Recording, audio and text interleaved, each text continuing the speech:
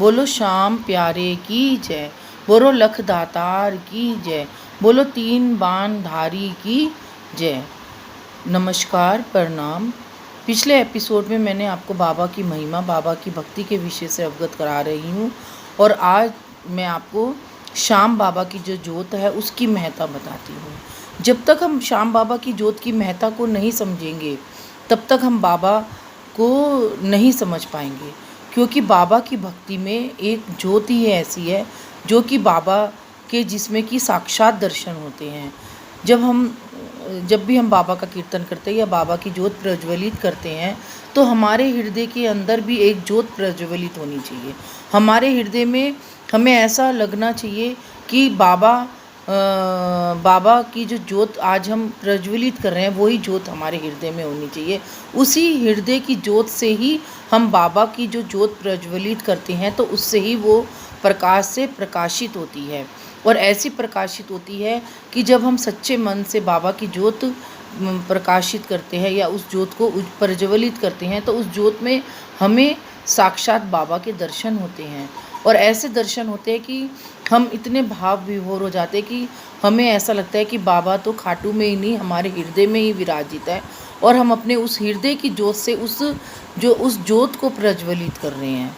तो अपने हृदय की ज्योत से ही उस ज्योत को प्रज्वलित करो तो तुम्हें एक ऐसा एहसास होगा, एक ऐसा अनुभव होगा, एक ऐसी अनुभूति होगी कि साक्षात तुमको उसमें बाबा के दर्शन होंगे। ये मेरे साथ कई बार हुआ। मैंने जब भी बाबा की ज्योत जलाई, अपने हृदय से प्रज्वलित करी, तो एक बार तो मत्स्य रूप धारण करके आए बाबा और एक बार साक्षात लीले के रूप में आए। तो जब हम सच्चे मन से भक्ति करेंगे, सच्चे मन से उस ज्योत को प्रकाशित करेंगे तो हमारे हृदय में भी बाबा की भक्ति एकदम प्रज्वलित होगी। और जब हमारे हृदय में बाबा की लो प्रज्वलित होगी तो हमारे हृदय में बाबा का एक पूर्ण रूप जो है वो अपने आप ही प्रज्वलित होता चला जाएगा। वैसे तो बाबा का ना हाथ है, ना पैर है, ना सर है, ना धड़ है। बाबा तो बस एक शीश में ही विराजित हैं।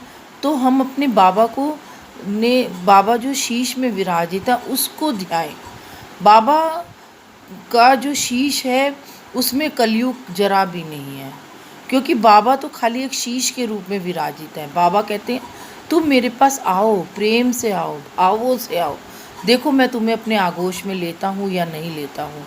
मेरे प्रेम को अपने हृदय में प्रज्वलित करो, उसको सच्चे मन से प्रज्वलित करो, तो मैं तुम्हें उस ज्योत में जो हम एक चिंगारी के रूप में आती है, एक उसके रूप में आती है, तो मैं उस चिंगारी के रूप में हृदय में प्रज्वलित होकर दिखाऊंगा। और ये वो ही समझ सकता है जो बाबा का कृपा का पात्र होता है, क्योंकि हृदय में बाबा, भक्त के हृदय में बाबा ऐसी ज्योत प्रज्वलित कर देता है कि उसके हृदय में हर पल हर क्षण जलती रहती है और भक्त भी उस लो को अपने हृदय में जलाए रखता है। इस कलयुग में श्याम बाबा की भक्ति भी सर्वोपरि है, क्योंकि भगवान कृष्ण ने भीम के पुत्र बब्री को वरदान दिया था कि कलयुग में तुम ही मुझ में ध्याए जाओगे और जो जीव तुम्हारी भक्ति, तुम्हारा प्रेम अपने हृदय में जागृत कर लेगा वो शीघ्र अतिशीघ्र मुझको भी प्राप्त कर लेगा। तो बाबा श्याम की भक्ति के साथ साथ हमें कृष्ण की भक्ति से भी प्रेरणा मिलती, कृष्ण की भक्ति की भी प्रेरणा मिलती है। और कृष्ण किसके साथ जुड़े हुए हैं? राधा रानी की। जब तक हमें शक्ति की प्रेरणा नहीं मिलेगी तो हम श्याम बाबा को भी नहीं जान पाएंगे। श्याम बाबा की भक्ति को जानने के लिए हमें शक्ति की प्रेरणा को जानना जरूरी है, क्योंकि बब्रीक ने जब भक्ति करी थी तो शिव और शक्ति दोनों की भक्ति प्राप्त करी थी, तभी तो उन्हें 3 बाण मिले थे। भगवान शिव की भक्ति करने से ही उन्हें, शिव और शक्ति की पूजा करने से ही उन्हें 3 बाण भक्ति के रूप में, शक्ति के रूप में मिले थे। तो भगवान कृष्ण को पता था कि अगर बब्रीक महाभारत की रणभूमि में पहुंच जाएंगे तो वो कौरवों का साथ देंगे, क्योंकि बाबा को वरदान मिला हुआ था कि तू हारे का सहारा बनेगा, और उस समय कौरव हार रहे थे तो भगवान ने उन्हें रास्ते में ही रोक लिया था। अब मैं इस जो महाभारत की पूरी पृष्ठभूमि का वर्णन भी आपको आगे के एपिसोड में करूँगी। मैंने एक अध्याय में लिखा है कि जब बब्रीक जाते हैं तो भगवान कृष्ण और बबरी का क्या संवाद हुआ था वो मैंने एक अध्याय बनाया, उसको मैं आपको विस्तृत से बताऊंगी जब भगवान बबरी की भक्ति के बारे में भगवान की कथा सुनाऊंगी, तो मैं आपको उसमें सारा पूरा वर्णन करके आपको उस बाबा की शक्ति और बाबा की भक्ति से भी अवगत कराना चाहूँगी। लेकिन सबसे पहले हमें बाबा की जोत के विषय में जाना है कि पहले हमें बाबा की भक्ति को अपने हृदय में कैसे प्रज्वलित करना है। जब तक हम बाबा की भक्ति को, बाबा की शक्ति को नहीं समझेंगे, तब तक हम बबरी कौन है, भगवान कृष्ण ने उनसे कैसे शक्ति ली, हम उसको भी नहीं समझ पाएंगे। तो अपने हृदय में हमें बाबा की जोत को प्रज्वलित करना है।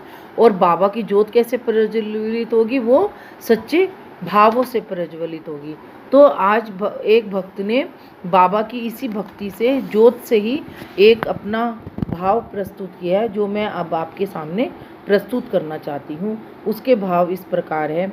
ऐसी जोत जगाई बाबा तूने हृदय में, ओ ऐसी जोत जगाई बाबा तूने हृदय में, उस लो ने सारे हृदय को प्रकाश से प्रकाशित कर दिया, उस लो ने सारे हृदय को प्रकाश से प्रकाशित कर दिया, ऐसो प्रेम जगाया हृदय में, तो प्रेम ही प्रेम से भर दिया, ऐसी जोत जगाई हृदय में तूने बाबा, ऐसी जोत जगाई हृदय में, हृदय से ही बाबा के